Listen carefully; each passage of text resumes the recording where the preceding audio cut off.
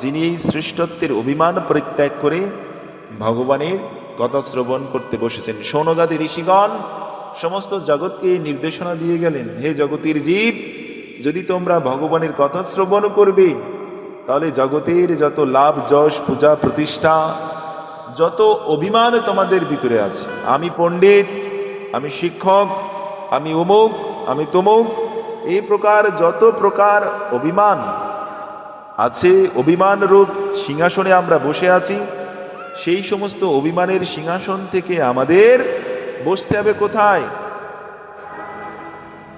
না, আমাদের বসতে হবে তৃণাদপি শুনিচেন তরুরপি সহিষ্ণুনা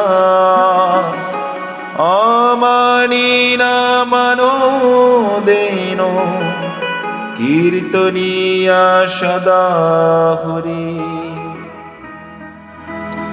ভগবানের কথা যদি কীর্তন করতে চান বা কীর্তন যদি শ্রবণ করতে চান, তাহলে তৃণাদপি শুনিচেন, তৃণের সমান আমাদের সহন শক্তি বা ওই প্রকার গুণ আমাদের ভিতরে আপ্যায়ন করতে হবে। তৃণ মানে ঘাস, ঘাসের মাথার উপরে পা তুলে দিলে ঘাস কখনো প্রতিবাদ করে? এই আমার মাথার উপরে পা তুলে দিলে যে এ প্রতিবাদ করে কি? না, কখনো প্রতিবাদ করে না। তৃণের মাথার উপরে যদি আপনি পা তুলে দেন, তৃণ কি করে? নিজের মাথাটা আরো অবনত করে নেয়। কাউকে এ বিষয় নিয়ে না প্রশ্ন করে, না কারোর সাথে এ বিষয় নিয়ে দ্বন্দ্ব করে। তৃণাদপি শুনিচেন তরুরূপী সহিষ্ণুনা। আর বৃক্ষের সমান ক্ষমাগুণ, বৃক্ষ সম ক্ষমাগুণ করিবি পালন। বৃক্ষের সমান ক্ষমাগুণ মানে বলে বৃক্ষ আমাদের ফল দেয়, ফুল দেয়, আমাদের অক্সিজেন দেয়, আমাদের ছায়া দেয়, বাতাস দেয়, দেয় না? এত কিছু দেওয়ার পরেও বৃক্ষ আমাদের কাছে কিছু চেয়ে নেয় না, কিচ্ছু চায় না। আরো কি হয় বলে, এত কিছু দেওয়ার প্রতিদানে বলে আমরা তাদের আরো কষ্ট দিয়ে থাকি, তাই না?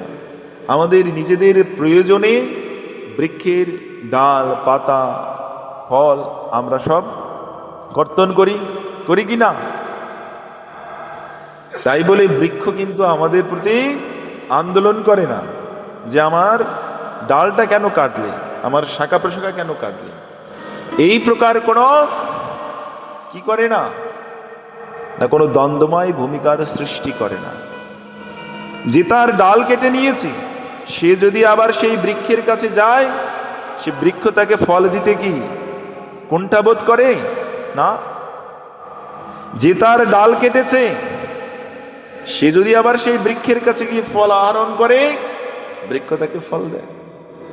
বৃক্ষের ভিতরে এই প্রকার কোনো শত্রুতা নেই, কোনো দ্বন্দ্ব নেই। কে আমার বন্ধু, কে আমার মিত্র, কে আমার শত্রু, কে আমার উপকারী, কে আমার অপকারী, এই প্রকার দ্বন্দ্বময় ভূমিকায় বৃক্ষ থাকে না।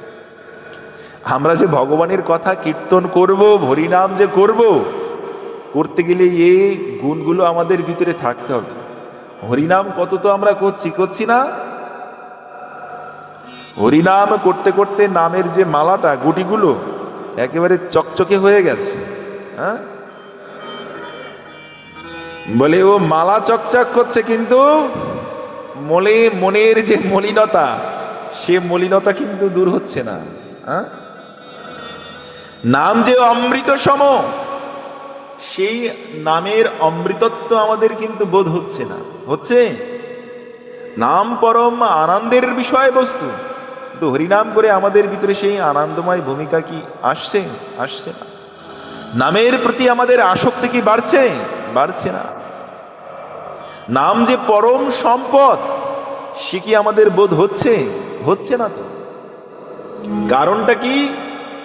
বলে কারণ আমরা হরিনাম গ্রহণ করার মতো সেই পদ্ধতি আমরা গ্রহণ করি না। যিনি হরিনাম সংকীর্তন করবেন, যিনি হরিনাম কীর্তন করবেন, তার ভিতরে যদি এ গুণ যদি আসে, তবে হরিনাম কার্যকারী ভূমিকা পালন করে। তৃণাদপি শুনিছেন তরুরূপী সহিষ্ণুনা, অমানিনা মানদেন কীর্তনিয়া সদা। ভাবা যায় কে আমাকে মান দিল, কে আমাকে মান দিল না, কে আমাকে সম্মান দিল, কে আমাকে সম্মান দিল না, এই বিষয় নিয়ে যিনি প্রশ্ন করেন না। আমরা এই জগতের ব্যক্তি ভূমিকার থেকে উত্তীর্ণ হতে পারি? মরার আগের দিন পর্যন্ত আমরা ঠিকঠাক মনে রেখে দিই, খবরদার, মরতে বসেছেন বাবু, কিন্তু মনে রেখেছেন ওকে আমার পাশে একদম আসতে দিবি না। বলে কেন বাবা, ও মরে যাচ্ছে, আপনি তো মরে যাচ্ছেন, একটু দেখতে এসছি। বলে না, আমার মৃত্যুর সময় যেন আমার কাছে না আসে। বলে কেন? বলে মনে নেই উমুক দিনে ও আমাকে ওইখানে অপমান করেছিল সকলের সম্মুখে, ওর মুখ দর্শন করতে চাই না। অভিমানের গণ্ডির থেকে, মান অপমানের গণ্ডির থেকে আমরা নিজেদেরকে উদ্ধার করতে পারি না। জগতের জীব এই ভূমিকার থেকে যদি আমরা উত্তীর্ণ না হতে পারি, কীর্তনিয়া সদাহরিতে আমরা কিন্তু টিকিট পাবো না। যারা এই কীর্তনিয়া সদাহরির টিকিট নিতে চান, বলে এখানে এই টিকিট নিতে গেলে টাকা লাগে না, তবে কিছু সার্টিফিকেট লাগে। চৈতন্য মহাপ্রভু বলছেন তার শিক্ষা অষ্টকে, হে জগতের জীব, আমি যে এই অমূল্য হরিনাম সংকীর্তন তোমাদের যে দিয়ে গেলাম, এই অমূল্য হরিনাম সংকীর্তন শ্রবণ করবে, কীর্তন করবে, কিন্তু এই কীর্তন করতে গেলে, এই হরিনামের আসরে বসতে গেলে, এই হরিনামের হলে যদি ঢুকতে চান, তাহলে একটা টিকিটের প্রয়োজন আছে। বলে কি টিকিট? বলে এই টিকিট। বলে এই টিকিটের একটা মূল্য আছে। বলে কি মূল্য? তৃণাদপি শুনিছেন তরুরপি সহিষ্ণুনা। প্রথম টিকিট তৃণাদপি শুনিছেন, এ তৃণের সমান গুণ আমাদের আসতে হবে, এ প্রথম গুণ। দ্বিতীয়, তৃণাদপি শুনিছেন তরুরপি সহিষ্ণুনা, বৃক্ষের সম ক্ষমাগুণ, এ হচ্ছে আমাদের দ্বিতীয় গুণ। তৃতীয়, অমানিনা মানদেন কীর্তনিয়া সদা হরি। এই অমানিনা মানদ হয়ে, কে আমাকে সম্মান দিল, কে দিল না, এই বিষয় নিয়ে প্রশ্ন উত্থিত করা যাবে না। এসব বিষয় পরিহার করে যিনি হরিনামের চরণে আশ্রয় গ্রহণ করেছেন, হরিনাম একমাত্র তাকে কৃপা করেন। হরিনামের সেই অমৃতত্ব একমাত্র তারই বোধ হয়, হরিনামের অমৃতত্ব একমাত্র তারই আস্বাদন হয়। আমরা জগতের জীব, আমরা কত হরিনাম করি, তাই না? 16 প্রহার, অষ্টপ্রহার যাদেরকে দিয়ে করাই, কিংবা যারা করেন, কিংবা যারা শ্রবণ করেন, বলুন তো দেখি তাদের ভিতরে এই গুণের কতটা আবির্ভাব ঘটেছে? হ্যাঁ, নাই। এই জন্য শাস্ত্রে বলছেন, কোটি জন্ম করে যদি নাম সংকীর্তন, তবু নাহি পায় ব্রজেন্দ্র পদে প্রেমধন। একবার হরিনামে যত পাপ হরে, জীবের সাধ্য নাই তত পাপ করে। একবার হরিনাম করলে, একবার হরিনাম করলেই যদি সব হয়ে যাবে, তাহলে আবার লক্ষ কোটি জন্ম ধরে হরিনাম করলে প্রেমধন পাবে না? কারণটা কি? কোটি জন্ম, 1-2 জন্মের কথা বলিনি।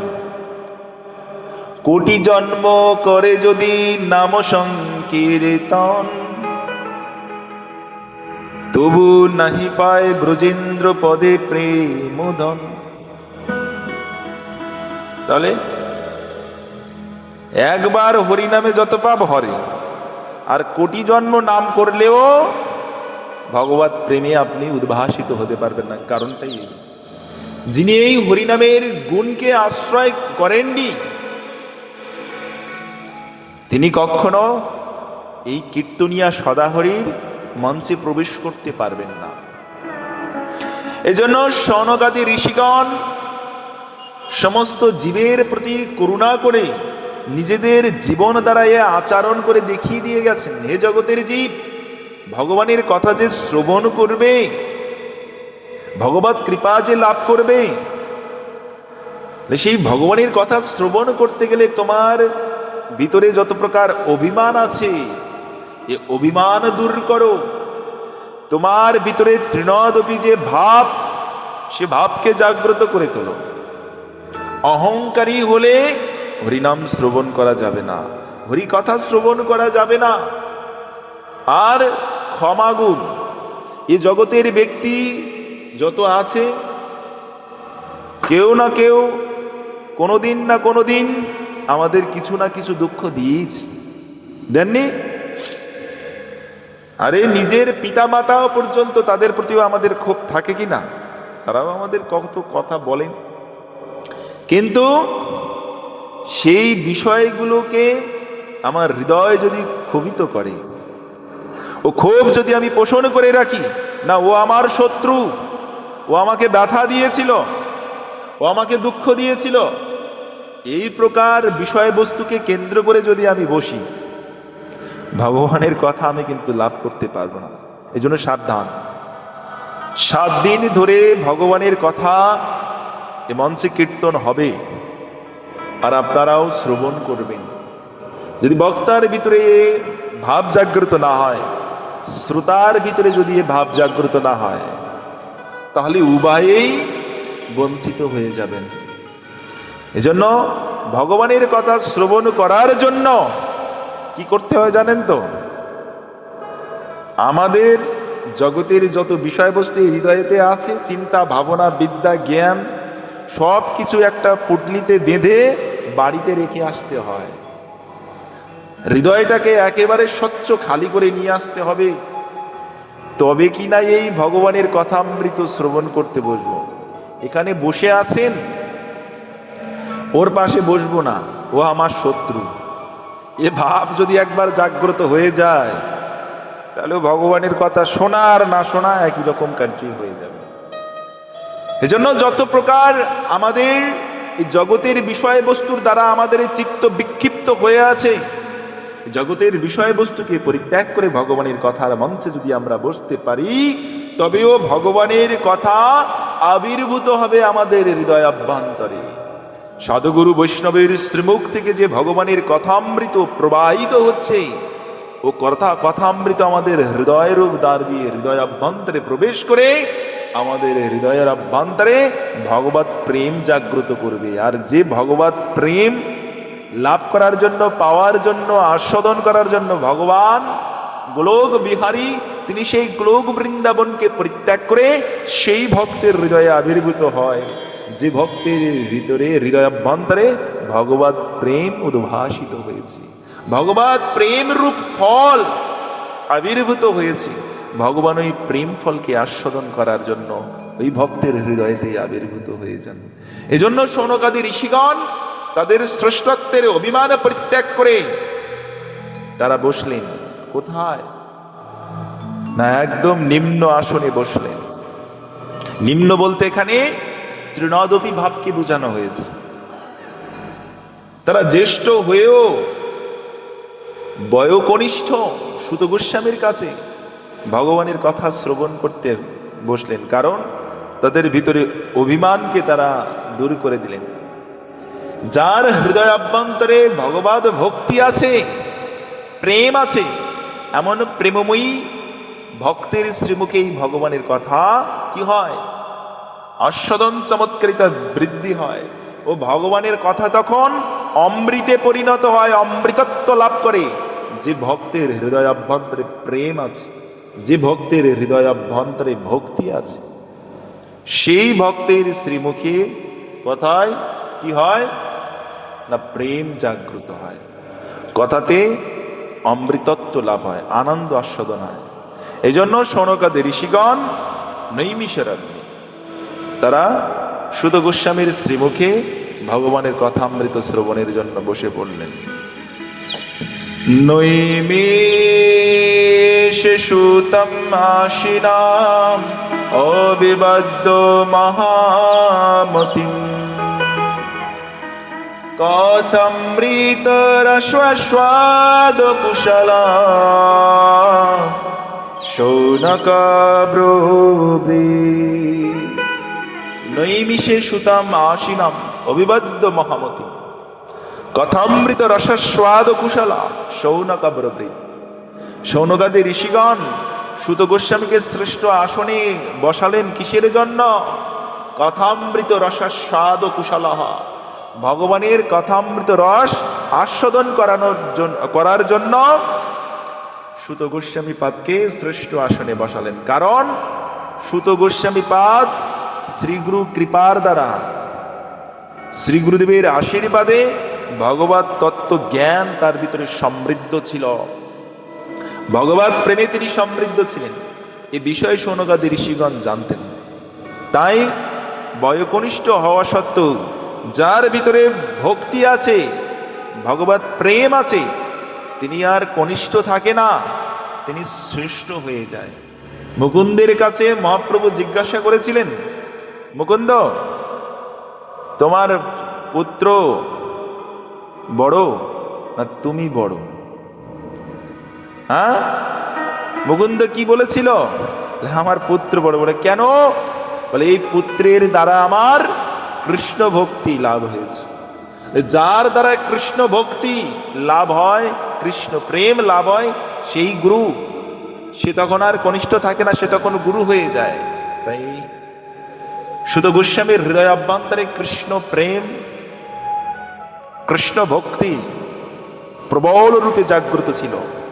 সেই জন্য তাকে গুরুর আসনে বসিয়ে তারা ভগবানের কথামৃত রসাস্বাদ কুশলের জন্য তারা নিম্ন আসনে বসে ভগবানের কথা শ্রবণ করলেন। তাকে শ্রেষ্ঠ আসনে বসালেন, বসিয়ে তার পূজা করলেন। পূজা তিন প্রকারের হয়ে থাকে, একটা কায়িক, বাচিক, মানসিক। এই শৌনকাদি ঋষিগণ এখন সুত গোস্বামীর বাচিক পূজা করছেন, তার স্তুতি করছেন। অজ্ঞান দন্ত বিধ্বংস কোটি সূর্য সমপ্রভা সুতখাহি কথাসারম মম কর্ণ রসায়নম। অজ্ঞান দন্ত বিধ্বংস কোটি সূর্য সমপ্রভা সুতখাহি কথাসারম মম কর্ণ রসায়নম। হে সুত গোস্বামী পাদ, আপনি ভগবানের জ্ঞানেতে, ভগবত জ্ঞানেতে পরিপূর্ণ। কেমন? কোটি সূর্যের সমান প্রভা আপনার ভিতরে বিদ্যমান। ভগবানের যে জ্ঞান আপনার ভিতরে পূর্ণ রূপে কোটি সূর্যের ন্যায় আপনার ভিতরে অবস্থান করছে। আর আমাদের হৃদয় অভ্যন্তর অজ্ঞান রূপ অন্ধকারে নিমজ্জমান হয়ে আছে।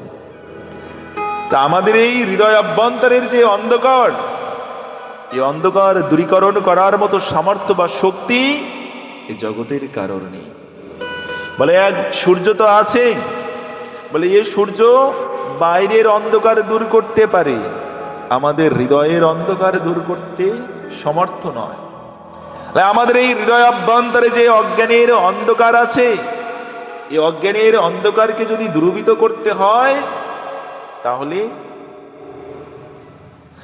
আপনার ভিতরে যে কোটি সূর্যের সমান যে ভগবত জ্ঞান আলোকে দীপ্তমান হয়ে আছে, বলে সেই জ্ঞান রূপ আলোক আমাদেরকে আপনি কৃপা করে দান করুন। সেই ভগবত জ্ঞানালোকে আমরা উদ্ভাসিত হতে পারলে আমাদের হৃদয় অভ্যন্তরের যত প্রকার অজ্ঞানীর অন্ধকার আছে সমস্ত অজ্ঞানীর অন্ধকার দূরীভূত হয়ে যাবে। আর ভগবত জ্ঞান আলোকে আমরা তখন উদ্ভাসিত হতে পারবো। হলে কি হবে? আমরা তখন মিথ্যা বিষয়বস্তুকে পরিত্যাগ করে সত্য বিষয়বস্তু দর্শনেতে সমর্থ হব। অন্ধকারে কোনো বিষয়বস্তু দর্শন করা যায় না। এখানে কতগুলো ব্যক্তি বসে আছে, এখন যদি লাইটটা অফ হয়ে যায়, হ্যাঁ, তাহলে আর দেখা যাবে কে কোথায় বসে আছে? দেখা যাবে না। কিন্তু আলো যদি চলে আসে, তাহলে এখানে কি কি বিষয় আছে, কে কে বসে আছে, সব যেমন দেখা যায়। আর অন্ধকার হলে কোথায় সাপ আছে, কোথায় দড়ি আছে আমরা বুঝতে পারবো না। কিন্তু যখন আলো আসবে তখন সাপ দড়ি আমরা ভেদ বুঝে সেই প্রকার আচরণ কর্ম করতে পারবো। ঠিক ওই প্রকারে ভগবানের জ্ঞানালোকে যখন আমাদের হৃদয় অভ্যন্তর উদ্ভাসিত হবে, তখন আমরা আর মিথ্যা কোনো বিষয়বস্তুর সাথে, জড়িয়ে কোনো বিষয়বস্তুর সাথে আমরা আর সম্পর্ক রাখবো না। কেন না, এ বিষয় আমাদের দুঃখ প্রদান করে। কেউ যদি সাপকে দড়ি ভেবে যদি হৃদয়ে আলিঙ্গন করে, তাহলে কি হবে? সাপ তাকে দংশন করবে, তার মৃত্যু হবে, তাই না? এজন্য সত্য জ্ঞানের প্রয়োজন আছে। এই সত্য জ্ঞান একমাত্র সাধু গুরু বৈষ্ণব কৃপা করে আমাদেরকে প্রদান করেন। আর সেই জ্ঞান লাভের জন্য আমাদের প্রয়োজন শ্রদ্ধা, আমাদের প্রয়োজন এই যে তিনটি গুণের কথা বললাম, তৃণাদপি ভাব, বৃক্ষসম ক্ষমাগুণ, আর অমানি মানদ। এই গুণে যদি আমরা উদ্ভাসিত হতে পারি, তাহলে আমরা সেই ভগবত জ্ঞানালোকে উদ্ভাসিত হয়ে সত্য বিষয়বস্তুর দর্শন করতে সমর্থ হব। তারপরে শৌনকাদি ঋষিগণ বললেন, হে সুত গোস্বামী পাদ, আপনি যদি কৃপা করে আমাদের সন্নিকটে আপনি আসলেন। আমরা জানি ভগবান আমাদের উপরে অত্যন্ত প্রসন্ন। না জানি আমরা কি কর্ম করেছি, যে কর্মের জন্য ভগবান আমাদের উপরে প্রসন্ন।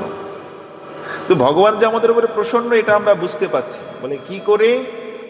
বলে ভগবান আমাদের উপরে প্রসন্ন আছেন, তাই আপনার মতো বিশুদ্ধ প্রেমময়ী ভগবত ভক্তকে আমাদের সন্নিকটে প্রেরণ করেছেন। কারণ আমাদের কল্যাণের জন্য, আমাদের কল্যাণের জন্য ভগবানের প্রণয় যদি আপনি এই মহতী সভাতে এসে উপস্থিত হলেন, তাহলে আমাদের বলুন। ভক্তি জ্ঞান বিরগুপ্তা বিবেক বর্ধতে মহান, মায়া মোহ নিরাশস্য বৈষ্ণবৈ ক্রিয়তে কথম। ভক্তি জ্ঞান বিরগুপ্তা বিবেক বর্ধতে মহান। ভক্তি জ্ঞান ও বিবেক কি করে উন্নত হয় সে বিষয়ে আপনি আমাদের বলুন। মায়া মোহ নিরসস্য বৈষ্ণবই ক্রিয়াতে কথম। বৈষ্ণবগণ এমন কি কর্ম করেন, এমন কোন কর্মকে আশ্রয় করেন, যে কর্মের আশ্রয় করে এই দৈবী হিস্য গুণময়ী মমমায়া দূরত্বয়া, এ মায়াকে অতিক্রম করে ভগবানের চরণ সেবায় যোগযুক্ত হতে পারে, এ মায়ার বন্ধনকে ছিন্ন করে সেই পরপারে ভগবানের সেবায় যোগযুক্ত হতে পারে। এমন কি কর্ম করেন, সে কর্ম সম্বন্ধে আপনি আমাদের বলুন। বৈষ্ণবরা যে কর্মকে আশ্রয় করে ভক্তি জ্ঞান বৈরাগ্যকে বৃদ্ধি করে, বিবেককে উন্নত করতে পারে এবং এই মায়ার সমস্ত বন্ধনকে ছিন্ন করে পরাস্ত করে ভগবানের চরণ সান্নিধ্যে পৌঁছাতে পারে, সেই কার্যটি কি, সেই কর্মটি কি, সেই কর্মের উপদেশ আপনি আমাদেরকে কৃপা করে বলুন। ইহ ঘোরে কলো প্রায় জীবশ্বাসুরতম গতা, মা ক্লেশাক্রান্তস্য তস্যৈব শোদনে কিং পরায়ণা। ইহ ঘোরে কলো প্রায় জীবশ্বাসুরতাম গতা। ক্লেশাক্রান্তস্য তস্যৈব শোধনে কিং পরায়ণা। ইহ ঘোরে কলৌ প্রায়, এই ঘোর কলিকালে জীব কি করছেন? ইহ ঘোর কলৌ প্রায় জীবস্ব সুরতম গতঃ।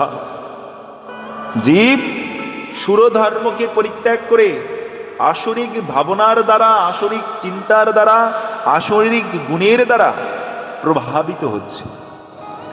ইহ ঘোরে কলৌ প্রায়, প্রায় জীব, বেশিরভাগ জীব এই ঘোর কলিকালে কলির দোষে দুষ্ট হয়ে সকলেই প্রায় আসরিক ভাবের দ্বারা প্রভাবিত হচ্ছে। ইহ ঘোর কলৌ প্রায় জীবস্য সুরতাম গত ক্লেশাক্রান্তস্য তস্যৈব। আর আসরিক ভাব জীব আশ্রয় করলে, আসরিক গুণকে আপনায়ন করলে জীবের জীবনে সুখ আসে না, দুঃখেরই বিস্তার ঘটতে থাকে। তার জীবনে যন্ত্রণা বাড়তে থাকে, তার জীবনে শোক বাড়তে থাকে। ক্লেশাক্রান্তস্য তস্যৈব শোধনে কিং পরায়ণা।